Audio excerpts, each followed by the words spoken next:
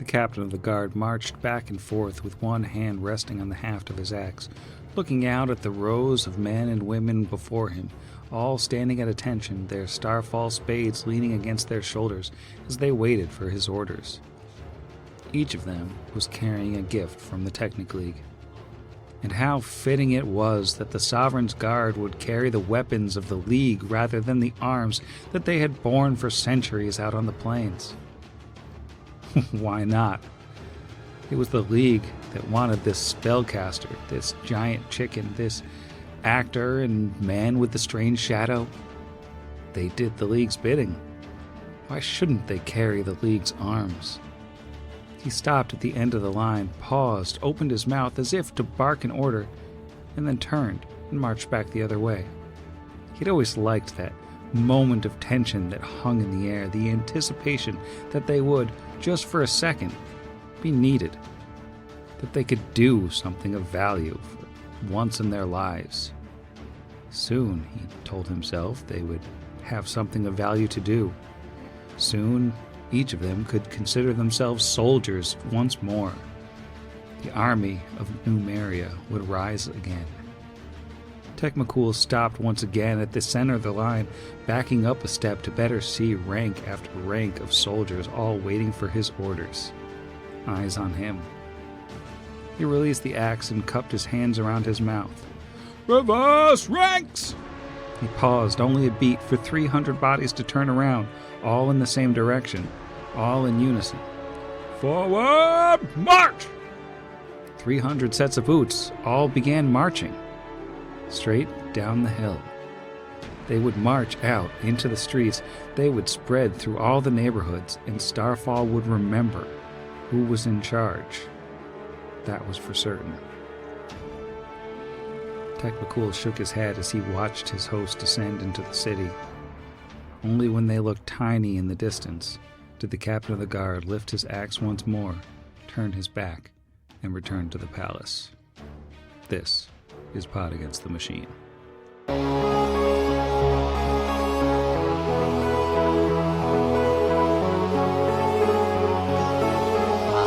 Pod Against the Machine.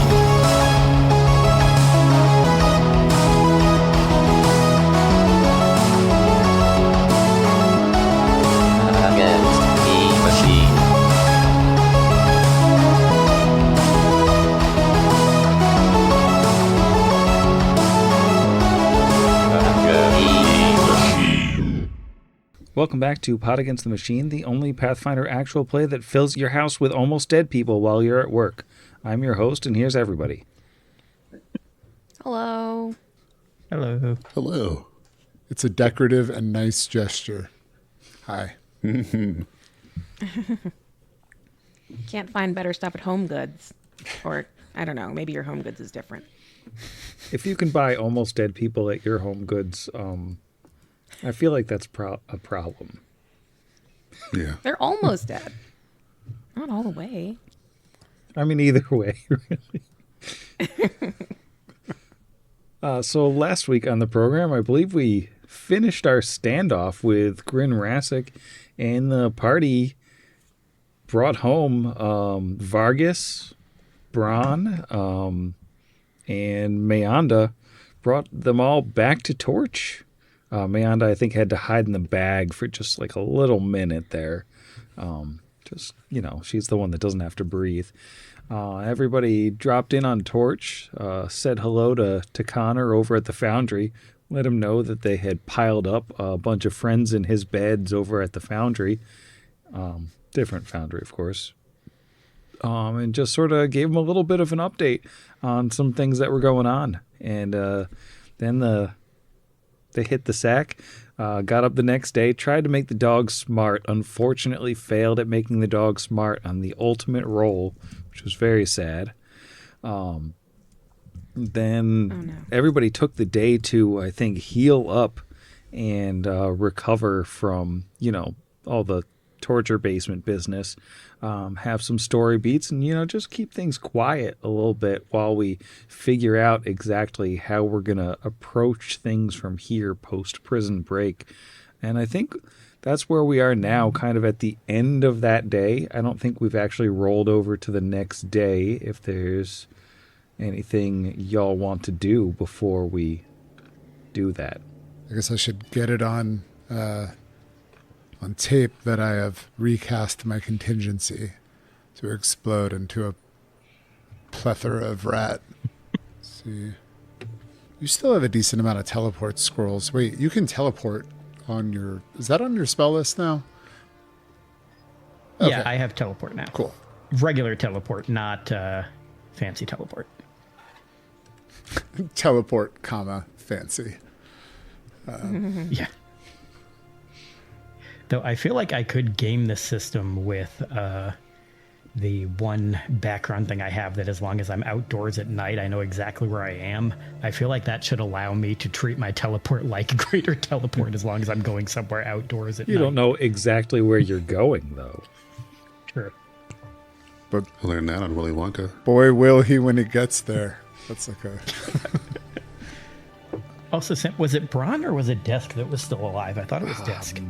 It is Desk that is still alive. You're right, you got me. Okay. Dang. I think... Which is very important for these two characters that are totally important characters that are nice and distinguishable and fleshed out in the lore. Oh, they have their own side show that people listen to in a parallel universe, wherein you guys are all the side characters. So, is there like couple name like Besk, or is it like Drawn? What's their thing? I don't know. I feel like Drawn sounds better. Drawn does sound a little bit more intimidating. I feel like there would have to be a point where Brixby would grab Kira and just be like, he needs to talk to us. I mean, maybe to all of us. But he owes you and me an explanation, a true explanation for leaving. Yeah. I was gonna go roll him back out of the bed until he decided to answer, but I guess we could do it a polite way, too. But now I'm evil, so I don't care. It's obviously depending on like how messed up Vargas still is. Like if he's still pretty, like if talking is incredibly painful, there's things that... I mean, he should be good after getting like 9 restorations cast on Yeah, he him. got some level 5 and 6 healing situation. He got like millions of gold worth of treatment there. All right. Yeah, he owes us. There's a cost to that old man. Answers. I mean, I guess I don't see why there's anything that he would say to us that we wouldn't want to share with... Oh, this is awkward. Because we've shared more with one of Jeff's characters than the other. It's, it's kind of a difficult thing to navigate there. Well, as long as he's willing to talk to us, I don't really care who listens. Well, I guess that's not entirely true. Like, I don't want bad guys to listen. Yeah, maybe we just go talk to him first. He doesn't really like strangers and all of that. Plus, the two of us can kind of do that like good cop, bad cop thing we're so good at. Yeah. So we're gonna... Kira offers to Rochambeau for good cop, bad cop. Or I guess medium cop? No, she's bad cop now. Oh yeah, no, absolutely. You're bad cop now. Yeah. Unless you want to be the bad cop that's playing the good cop that then reveals themselves to be the even worse cop. Oh, double agent cop. It's an advanced form. Psychological twist. All right, yeah, we can do this. And we roll up upon our friend. Kira kicks open the door. But, gently, Convalescing. so as not to startle anyone. Kick it and then catch it before it slams. Sorry. Vargas, how you feel? Brixby. Yeah. How are you feeling? This might be hard to believe, but not my worst day. Well, I think when you have as many days lived as you have, friend, it's hard to look back on them and find the worst one amongst the millions. But I glad to see that you'll fall while old as well. I'm sure you know why we're here. He looks up at Kira. Kira's just scowling at Vargas, which she breaks briefly to be like, "It's okay, Vargas. I'm old too now." Yes, I'm going to have to ask about that later. But yes, I do understand why you're here.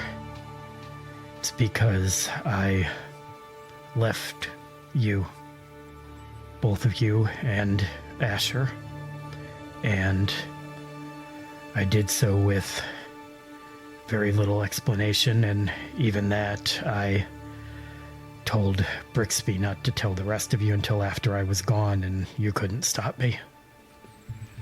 It's not the way that it should have happened, but I was afraid that if I didn't steal away in the night, I'd not be able to leave, and I needed to leave. There was something I had to do. Well, did you do it? Yes, I did. It wasn't get caught, right? Because that's not a good reason for leaving. No, that wasn't it, and he kind of smiles a little.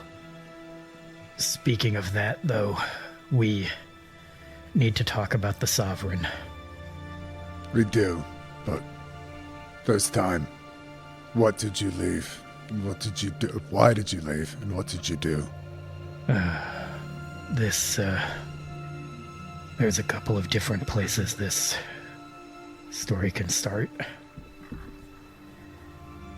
And he kind of sits up a little in the bed and tries not to roll either of the other two people jammed in it with him off of it. And says, as you know, I am a member of Clan Mountain Fist. It's a small following. There was a time when we were one of the largest in Numeria, almost as large as the Tiger Claw or the Black Horse. But that was long before my time. When I was born, our clan was tiny. Maybe 100 on average every generation or so. We were one of two clans in Numeria that weren't nomadic. The other were the Sunderhorns. We lived in the shadow of a mountain, one that was supposedly originally found and colonized by the founder of our clan not long after the Reign of Stars. I grew up in a privileged position within the following. My father was our war chief. My mother was one of the clan elders. She was the daughter of our clan's last oracle before the disappearance of Eridan, and she had some small amount of oracular ability herself. Because of that, I was treated very well, taught in the ways of our military, diplomacy, language, strategy. Eventually, I became war chief myself. Then, one day, another young man came to visit. His name was Kevoth Cool. He had recently taken over the Black Horse, the youngest war chief in their history. He was traveling throughout Numeria, making alliances with the other followings. Those that he could get to join diplomatically did. Those that didn't, he simply crushed and brought into the fold. I, being young and foolish, challenged him to single combat. It was the quickest and most humiliating defeat I think I've ever had. After that, I joined his coalition. Myself, along with several other younger Kelids, Eshki, McCool, Rothgar, a few others. I'm sure they're all dead now. We started formulating a plan. We came up with an idea to do something great, impressive, in order to elevate Kevoth to the seat of Black Sovereign, which had sat empty since the fall of Sarkoris. Eventually we settled on attacking Starfall. But before the plans could fully been put in motion, the Technic League offered the white flag. They claimed they were surrendering.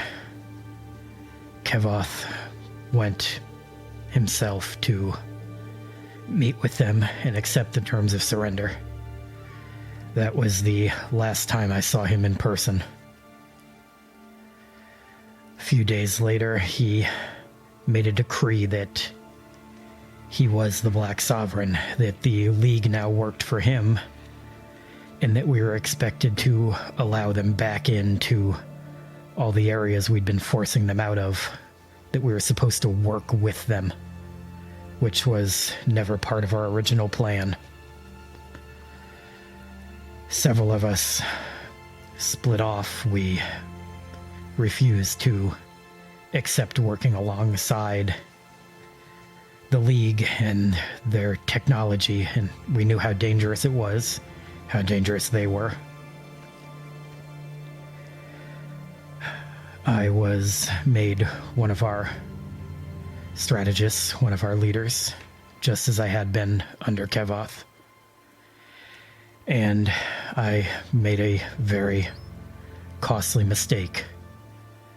I believed I had important intel, a way to attack, potentially capture him while he was out in the field. It was a trap by the League. Most of our leadership was wiped out, and I ended up like I was when you met me, missing my arm, horribly burned.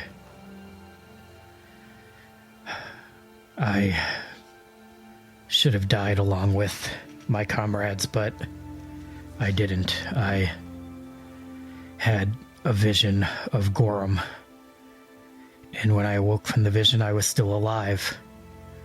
I snuck away, made my way back to our mountain where the few remaining members of the clan exiled me. They stripped me of my titles and they sent me away. After that, the dream started. Horrible visions of strange alien technology, fires, Numeria in flames. It wrecked me. On top of that, my wounds wouldn't heal. Eventually, I settled somewhere where the dreams couldn't reach me, where the gods, even Gorham, had agreed not to interfere. I met someone there who helped me, a man named Shamari. He is unfortunately gone now. But he taught me the art of ancient Jiska, allowed me to create my first arm, to learn magics like the League's magics. I think at the time I thought I would return back, challenge them again, try to build up another rebellion, but in the end I didn't. I was too much of a coward. Eventually, something happened and I ended up spending a long time imprisoned there in Grundy. And when I got out, I made a promise to myself that I would return to Numeria. I would see through the things that I was too afraid to see earlier. So I came back. The dreams started again immediately. Only this time they were more specific. I kept seeing a hill with a great purple flame shooting out of it. I think you know where that led me. I met all of you. I thought maybe the dreams were meant to tell me to do something to fix this flame.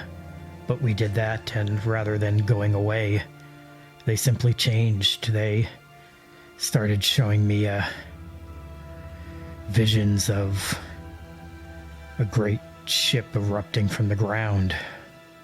Then we fought that false god under Scrapwall. And that was when, once again, my past came back to me. When I ran into my mother, when we all ran into her, I then died again, and I came back again. I know this time it was her magics that brought me back. It wasn't the act of Gorham or any other god. But, and I never told any of you this, right before I came back, I saw him again. There in the boneyard. I knew that I had to seek her out. I had to find out what was happening, what these visions meant, and I thought she may know. By the time I reached the mountain, she had passed, but something had changed in me. I was able to talk with her spirit, and then later on, the spirits of others, ancestors of myself, heroes of my clan, of Numeria.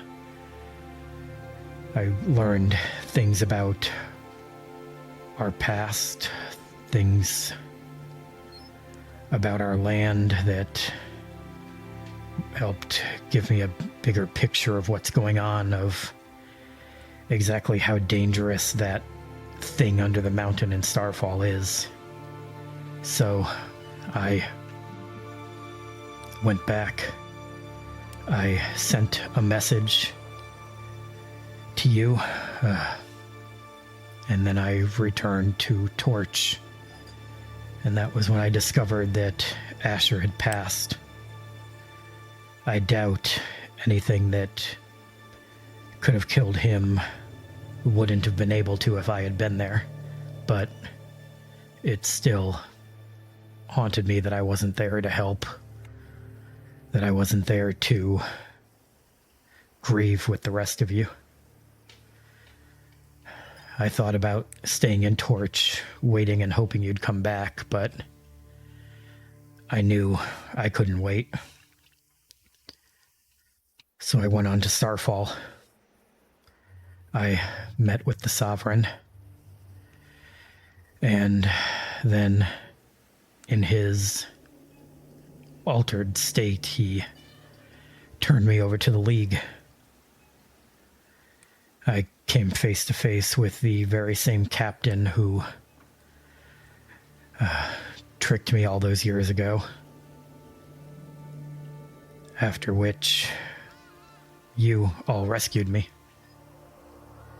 I have no excuse for leaving you when I did, for doing it the way I did, but I won't claim that it wasn't worth it, that I haven't gained important new insights that I think can help not just me, but all of us, all of Numeria, maybe even all of Galarian. But even still, I'm sorry. And he kind of hangs his head. I think when Vargas has finished his saga, Yeah. Kira will stand for just a second staring at him and then drop everything she's holding and rush to hug him, probably kneeling on someone in the bed just by accident. Just kneel directly onto Meonda. Yeah, sorry. I think that after everything, I'm just glad you're here. Also, Eshki's alive.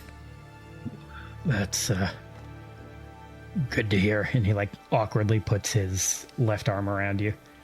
And I think you see when he does that even though the arm's been healed, there's a spiral of scar tissue around his left arm where his tattoo was before. And it appears to be that the entire tattoo is just missing. And I guess speaking of his appearance, he also looks way thinner than you last saw him, he's been starved. And most of his hair is, or at least on the left side where it isn't burned, is almost shoulder length, but there's a couple of spots where it looks like it was maybe cut off or torn off or something. It's hard to tell because it's been healed, but he's missing it in a little bit. But other than that, he's got it grown out and combed. And I think the biggest thing you would probably notice is all of his burn scars now actually look like what you would expect 25-year-old scars to look like. They don't look like the weird, almost totally fresh scars that he had the last time you saw him. Well, it's hard to stay mad at you, even though I've built my resolve to for nights, weeks. But I understand. I understand the deeply personal. I understand now that you can hear the voices of your past, of your ancestors guiding you. And while it may not be the same, I think I understand that too. And I'm glad that they brought you back to us. So, what do you need to tell us about Kevothkul? When I returned to Starfall, when I went to meet him, he, like I said, his mind is addled. There were certain times when he seemed almost himself, and other times when he was like a child, and other times when he was like an invalid. But that's his mental state. That isn't what I need to tell you. What I need to tell you is his physical state. I last saw the Black Sovereign 25 years ago. When I went back to Starfall, it was the same man. I don't know what the technically did, whether it was on purpose or by accident, but they've made an incredible mistake because Kevoth Cool has not aged a single day in the last quarter century. I think he's immortal. He, as we've learned, drinks deep of the fluids that come from the mountain. And we took it upon ourselves to eliminate the larger provider for him on Dr. Helbroth when we arrived in Starfall. Consequently overheard some Technic League captains discussing who would take on the onus of making more for him. Seems like it's vital to keep him completely incapacitated. That said, that many doses, I hear some weird and potentially wonderful things can happen amidst the literal scores of terrors. Looks over at Kira. That could be it. Maybe the fluids somehow stopped his aging. But whatever caused it, like I said, there were moments where I could tell the old him is still in there somewhere. And that's what I had to tell you. I know it may seem like the logical step would be to kill the Sovereign or dethrone him, but I don't think that's what you need to do. I think you need to somehow find a way to break his addiction. Going through that palace, even the little bit we saw, the guards, the staff, everyone, Kelids, the people in the city, Kelids, we spent over a year planning for our invasion of that city. But if Kevoth can come back to his senses, he just has to give a single command, and 90% of the population is his. We could drive the League out in a day. I'm not optimistic at our odds, but that's based off of a very limited experience that we've had with him thus far. How well protected the palace is. If he can't be reasoned with, we have to break the addiction. We'd have to do something to him, make him ingest something or cast something, I'm not sure. Is there a role to, like, is breaking addiction, would like a heal spell do that, or do you need a specific spell? Is there a role we can do on that? Probably medicine check. Either of my... Actually, Alan's not in here, so he doesn't matter what his medicine is. I'm going to pull up the drug rules.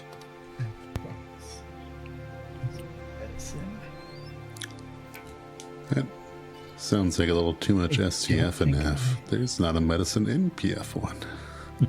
Yeah, no, it's heal. Yeah. I have a +9, which isn't horrible. That with my dice tray, the devil was already out. Tarazi from the bar is like, I have a +10. And he goes back to drinking. 14 for a 23.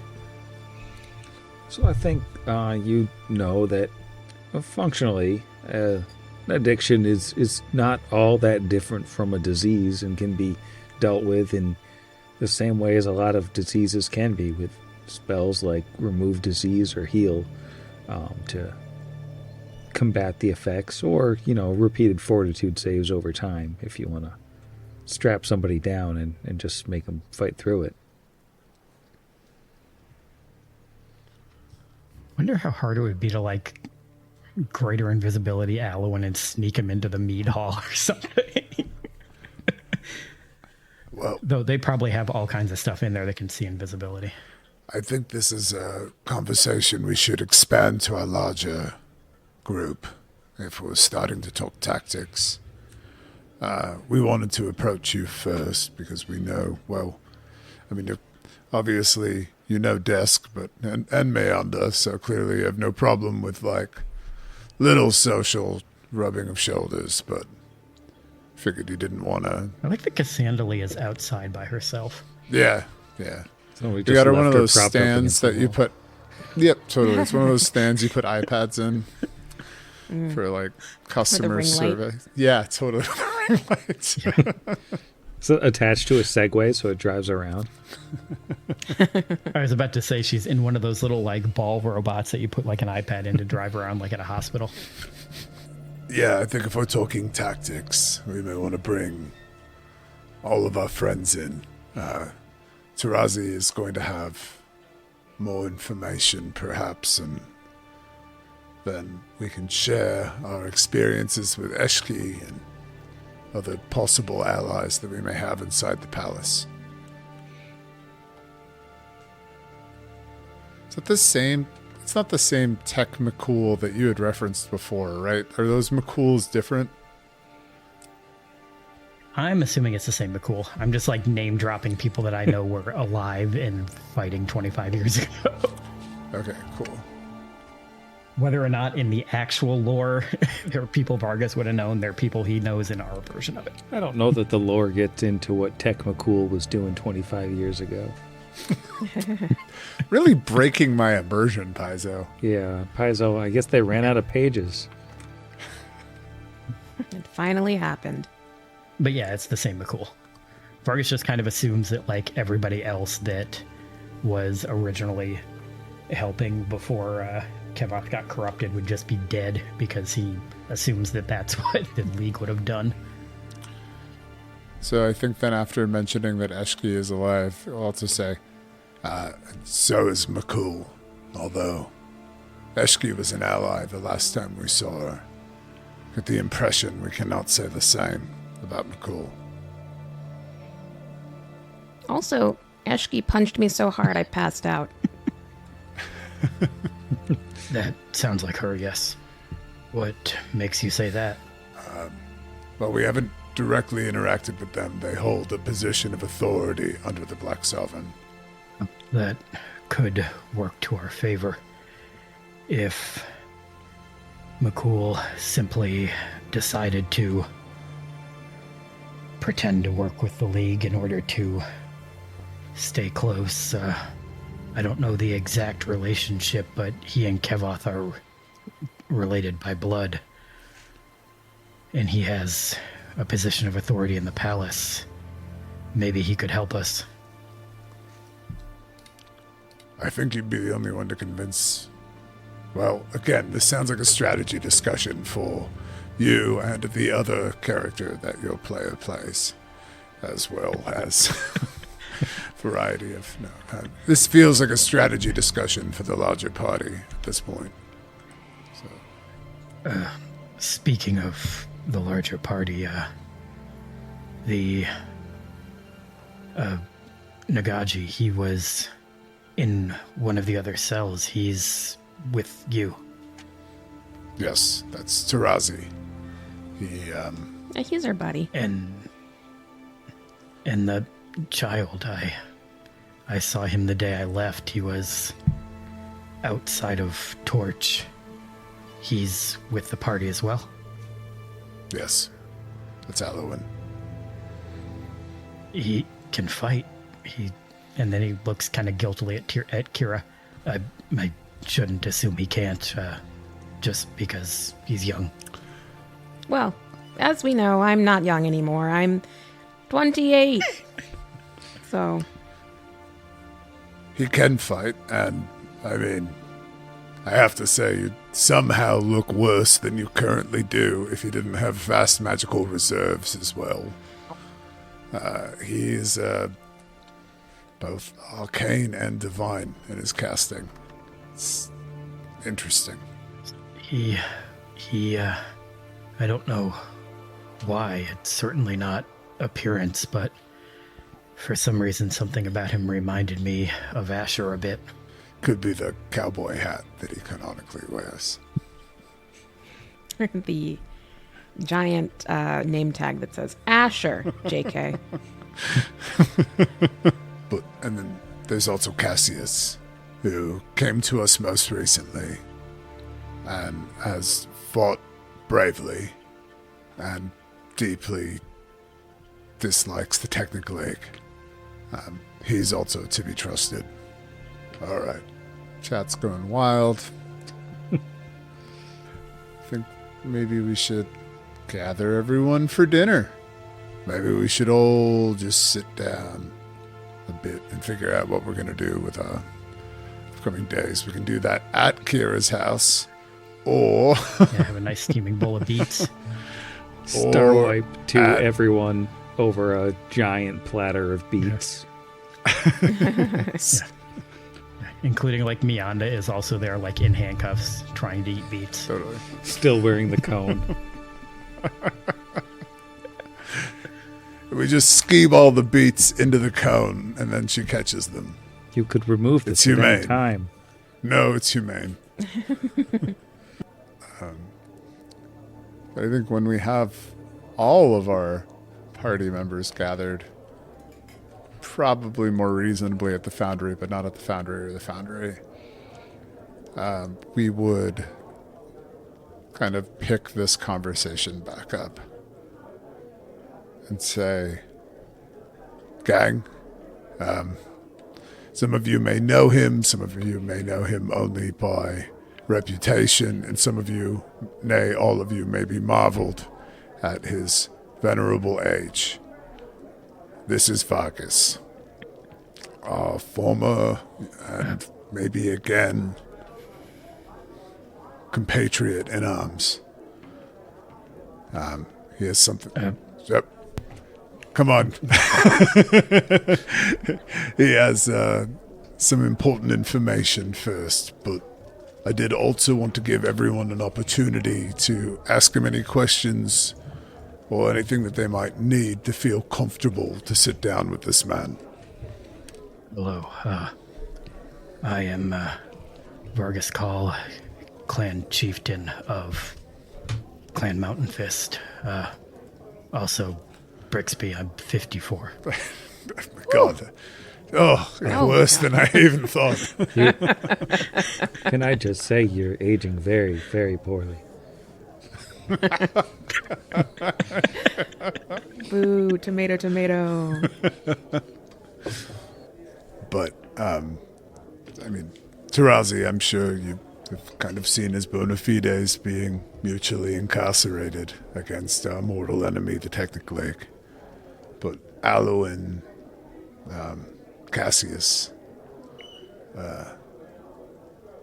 if you have any other questions about him or why someone of that age cohort would be friends with young and cool party members like this, feel free to ask them now. I also say as an aside, you can be friends with anybody at any age and it's super cool. We do not support ageism. Not to forget that. Yeah, Alwyn just immediately blurts out, "What happened to your arm?" I lost it many years ago. I had a new one, but unfortunately, we had to leave it behind along with the rest of my equipment. I may actually ask all of you to potentially get that back if you happen to go into the League's HQ again at any point. Especially, there's a necklace. It's Scrimshaw, symbol of Gorham. If you happen to find that anywhere, I would very much like that back. Some good scrimshaw. / I think Kira nudges Alwyn. It's like, Alwyn, tell him about the pig. Oh, I had a pig before. It died, but it was a very good pig. And he just kind of looks at him and says, "That's very nice for you, son." This is all going exactly according to plan. So Brixby already told me about your contribution to the party. Tarazi and Cassius, was it? What do the two of you bring to the table? I really think you should talk to Alwyn more. Probably for about 45 minutes. Yes, if you could recount what you just told the others, again, in exactly the same words, I think. Well, yes, I'm Tarazi, and... I bring... What do I bring to the table? Recent trauma, but apart from that, I try to defend others, keep the... protect Alwyn and Kira and Brixby as much as I can, and contribute with martial prowess.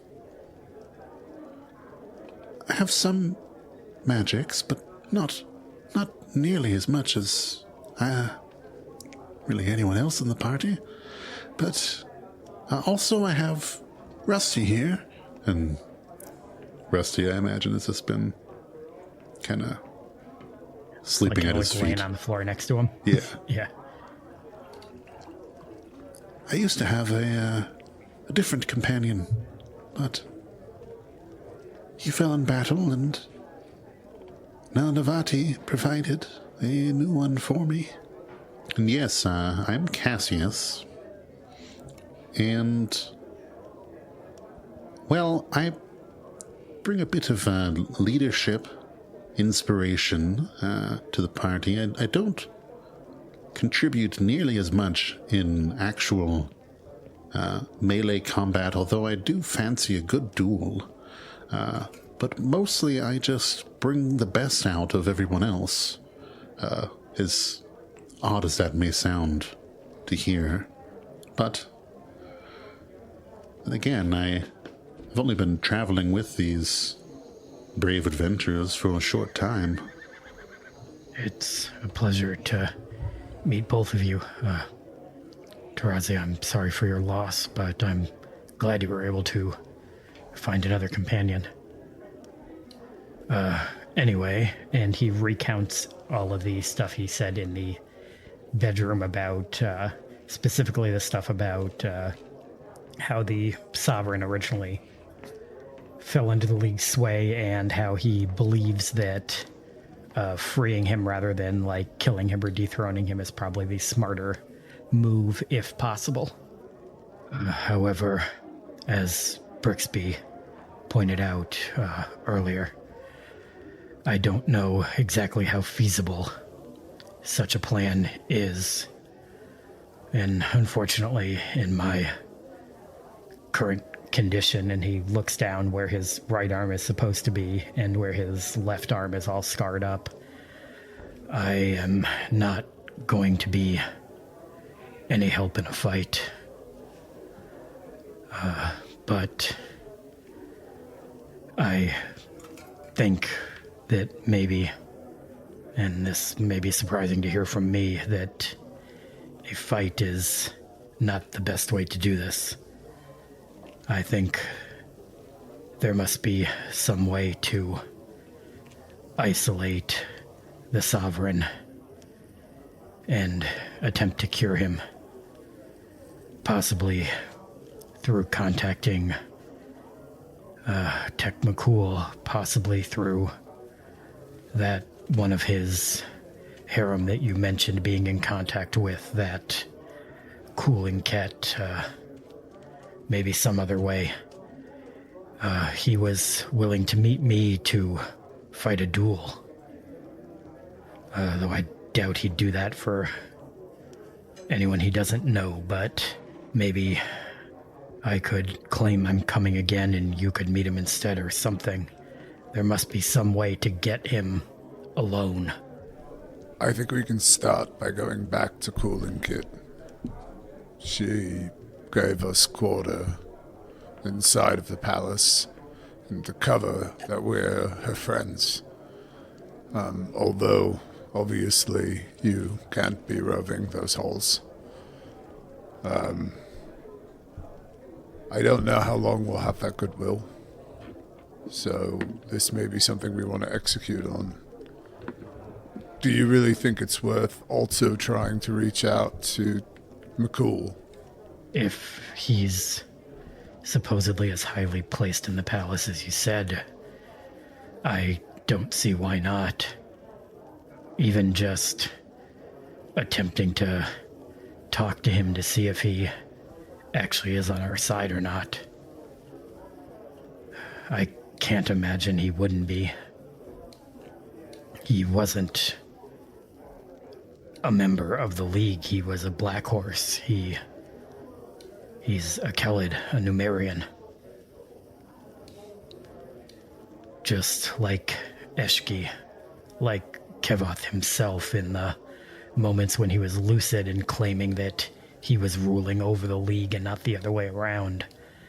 I can't imagine that there's any Kelid in Numeria who would be willingly on their side. Well, gang, it seems like our best option is probably reaching out to Cool and Kit, and then trying to use that as a bridge to maybe speak with McCool, and then trying to present that as a unified front. And we can figure out where you would be best deployed. Unrelated, loosely related. Didn't we have to talk to Cooling Kit about Vargas? Am I making that up? She said But I don't think we did. if you got Vargas out, to make sure to talk to her before you did Right, anything. okay, yes. Yeah. Great. Yeah. And not to complicate things, but how does all of this play in with our friend on the other side of this device? It didn't seem like, I don't know whether she could be of aid or whether she should be informed, but and he looks to Vargas, we spoke with the former leader of the Technic League via technology, and she seemed amenable to resolving things for a more peaceable cooperation going forward if she were returned to power, or at least be allowed to study. That's clearly some kind of trick. That's the exact same thing the League did to get us in this mess in the first place. They knew they wouldn't beat us, so they claimed to want to negotiate, and that's how we ended up with Kevoth Kul in the condition he's in. As far as I'm concerned, we got what we needed. And I believe that just by the virtue of doing some damage on the way in, we allegedly held up our end of the bargain to some degree. I would say that if we are about to potentially leverage the Black Sovereign against the Technic League, that any communication we should have with Zernabeth should be tactical and to that point, and maybe not straightforward or truthful. Because we know that her ultimate loyalties lie with the League and the secrets that are under this soil, and how much of it she can hold on to. And as much as she wants to say that it doesn't cross purposes with whatever else we're doing, the ambitions of a group of wizards like that cannot be contained. Yes, even if this Zernabeth is being honest about wanting to get rid of the current League leadership, once she's back in charge, nothing that she's agreed to now can be trusted. I'm certainly not advocating that we take her at her word. She did claim that she doesn't desire being a head of state or government and is merely a scientist, but that could perhaps be a addressed once Kevoth Cool is in his right mind. It isn't up to me, certainly, and us perhaps at all, to intervene in what may be his own country's operations once he is back to himself. I feel like that perspective makes sense, given what we've shared with you. There is potentially a bigger threat than any of the names that we're discussing right now. The thing under the mountain. This unity.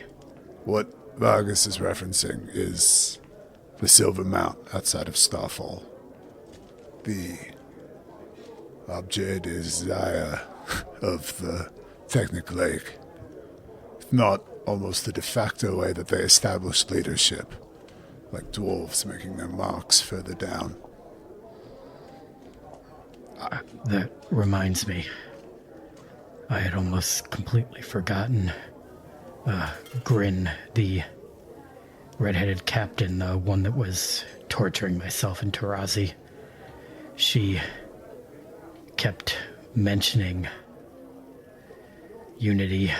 She didn't call it by name. I don't know if it's even told the League its name, but it's communicating with at least some of them. And She said that it speaks through the screens. I'm sure that sounds familiar to you, Brixby. yeah. So, Cassius, there is a danger that lies beyond all of these players, and I worry that even if Zernabeth ostensibly says that she has no aspirations for power or any position in statehood, that she may fight to protect something that is a net negative for the rest of us in Numeria out of scientific interest or something else. She could prove me wrong, but this is a metric that I've seen almost all other Technic League agents assess against life and goodness. Is it new? Is it powerful? Can it be mine? Well, that is certainly news to me. I had no idea there was such a crisis. But if I can be of assistance, I would hate for all the good that we're trying to do be ruined. You're gonna come with us?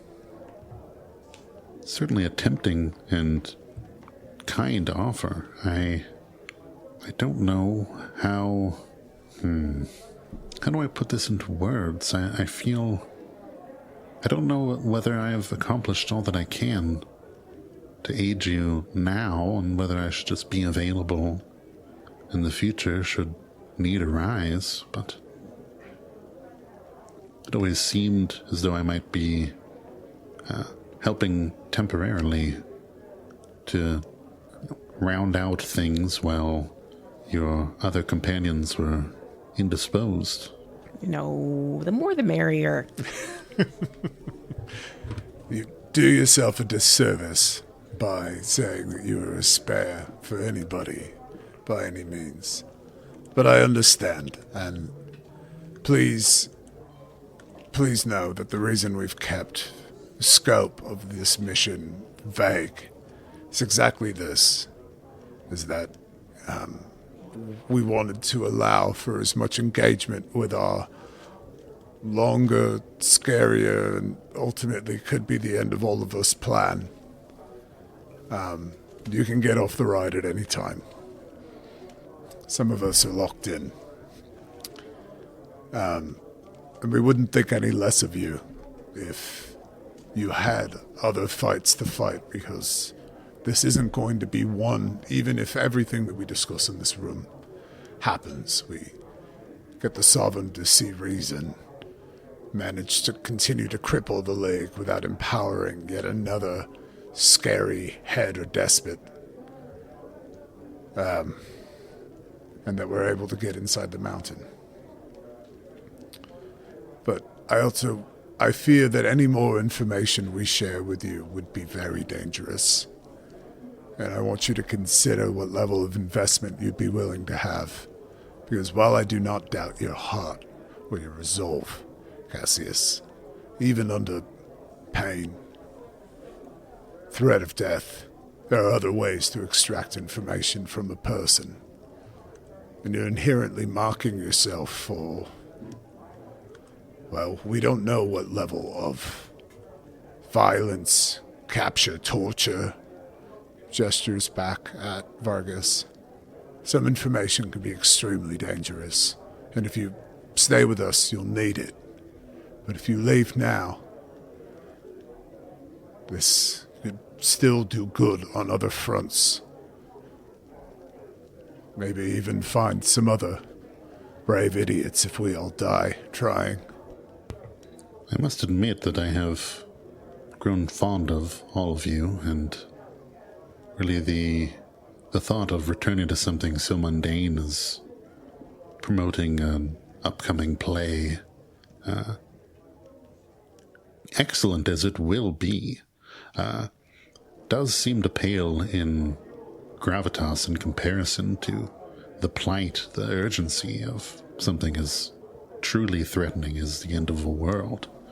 Sadly, I think that, while, yes, it could result in the end of all of Galarian as we know it, that's still functionally the same for the residents of Starfall. Whether it's the end that they face at the continued repression and violence by the Technical League and their state actors, or by some horror from beyond the stars that lives under the ground. There are other brave people fighting inside of Starfall. You're not stepping away. You're just stepping into something else. Look at Eshki. Look at other people that are... There needs to be a Starfall that is worth fighting for and worth living in when all this is done as well. You speak wisdom, friend Brixby. Perhaps yes, when I return, I can see if I can be of use to Eshki or someone else in the city. Because I don't think Cassius ever had any interaction with Mockery or anything like that. But yes, there's another friend that we could perhaps introduce you to that seemed to be a little short-handed. Maybe you could help in other ways. It's an interesting idea. Perhaps we could talk more about it later. I'm intrigued and would like to be as helpful in any way that I can. Oh, yes, I'd be happy to tell you about him. Sure. And yeah, more great scenes to come, I'm sure. Yeah, I think Tarazi and Cassius are on board to return to Starfall. I know there was talk about Chesed and the Chapel of Rent Flesh. Does it seem like we're going to pivot to that after Starfall, or are we going to swing by real quick on our way to Starfall?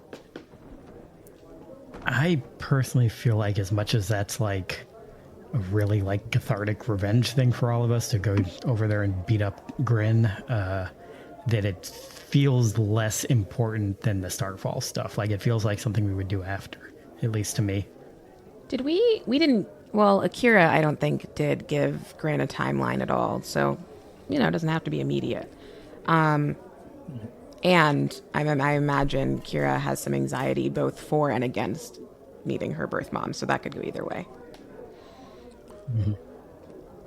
The only argument I could see for it, and I'm not making it, is if there was anything that we needed to do to prepare prior to this, and we're going to a big city to do something anyway.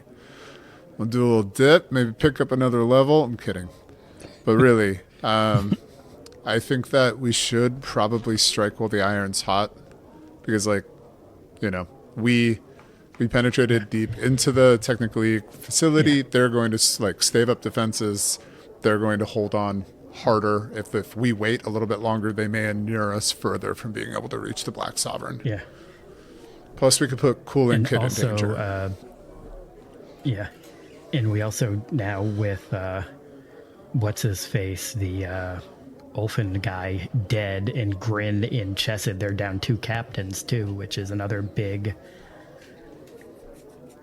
plus for like acting immediately. Stricklander. Stricklander, yeah. Plus, they haven't opened the don't Jake's know. cakes and Chesed. Oh, my bad. Sorry. No. I wish for all that I went through, I had actionable intelligence really to share, but it did seem that the Shade she hinted at either her own aspirations or someone else's in, gaining power. I certainly wouldn't want to forget that she is a threat. I doubt we've seen the last of her or that Elias Embervale either. These are more league captains. Yes. It's probably inevitable that we, or rather you, will have to take them out as well. Just like with this Zernabeth that you met, any one of them has the potential, if they're already captains, of taking over any power vacuum created in the League.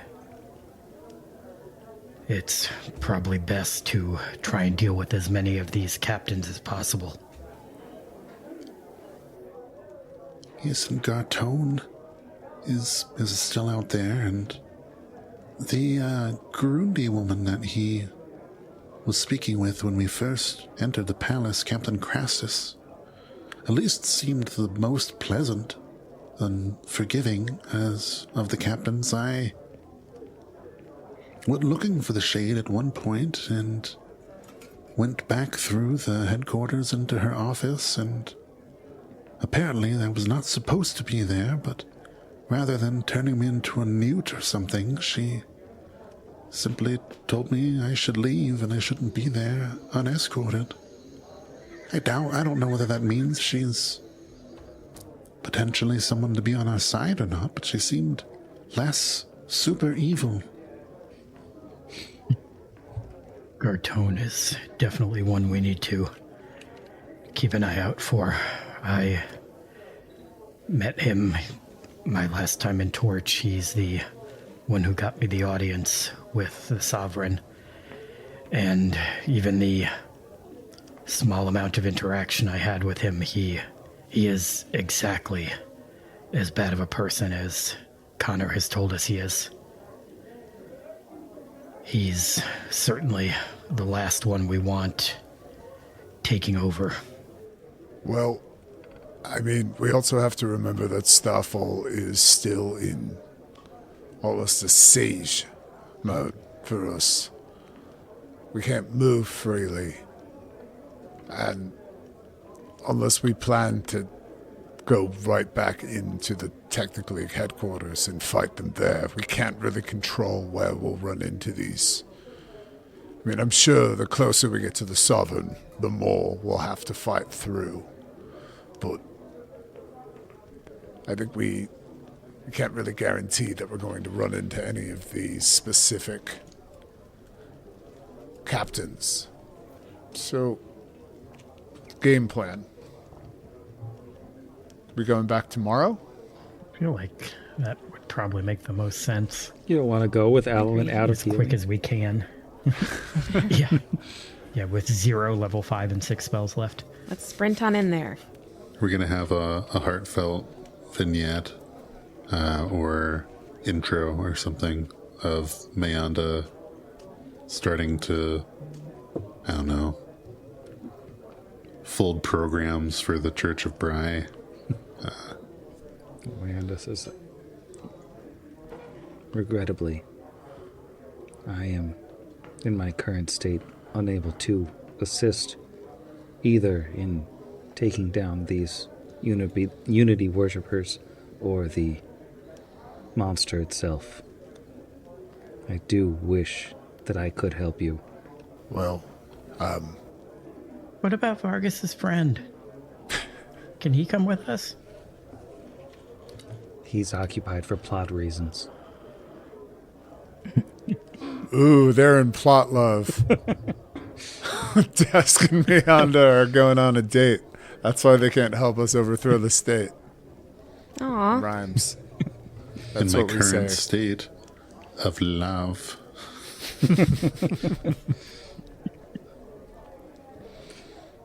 So, I think as the curtain drops on this discussion, everybody getting caught up and figuring out where exactly we stand as we head into, a potential coup, as is usual in this show.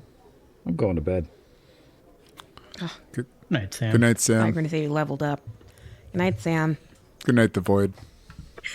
Good night, Void. Good night, Sam.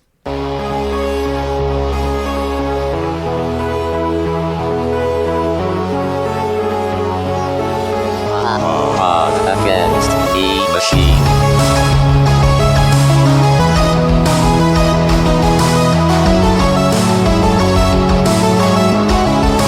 Against the machine.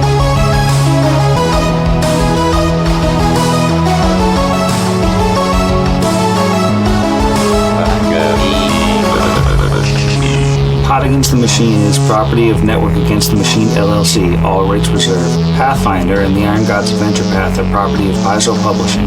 See their website for more details. Theme Against the Machine was written and performed by our own Zach. See the show notes for additional music and sound licensing. If you enjoyed the show, we encourage you to leave us a review.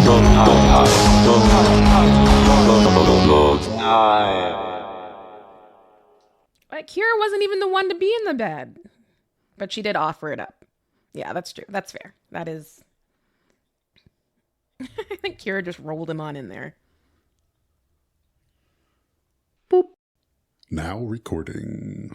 Now recording. Oh, I've been recording for so long, so just Ooh, ignore those the are first small waveforms. 15 minutes of this. Just bloop it up. I turned my Now recorder recording on. again. All right. No time has Yeah, there was a passed. lot of It. samming into the void while you were gone. A lot of true. samming into the void.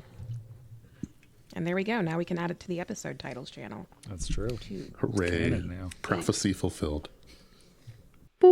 Asher's still a man of mystery to us all. That's right. He was a Kyle. So For some reason, I was misremembering that he was an Asimir. Now I want cool Mayanda with a cone Valentine's. If, I only have eyes for you. And